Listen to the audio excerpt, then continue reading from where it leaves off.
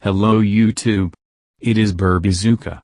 Need to leave for a week, and there is no one to water the flowers? Here's the solution. You are going on a long-awaited vacation, but do not know what to do with houseplants, so that they do not wither before your arrival? There is one simple solution that can easily cope with this. To do this, you need a homemade automatic soil moistening system. And you do not have to disturb your neighbors, friends and relatives.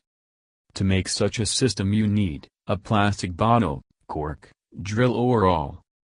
Drill a narrow hole in the cork exactly in the middle. Then dig a small pit in a flower pot, then fill the bottle with water, seal it with a stopper and dig into the ground with the trigger down. Do the same procedure with the rest of the plants. It's all. Now you can go on vacation and be completely calm. This simple trick will make your absence completely invisible to greenery. Thank you for your time and attention listening to me. Don't forget to hit the like button and subscribe to our channel. You can also click the bell sign to be informed about new videos. Have a great day.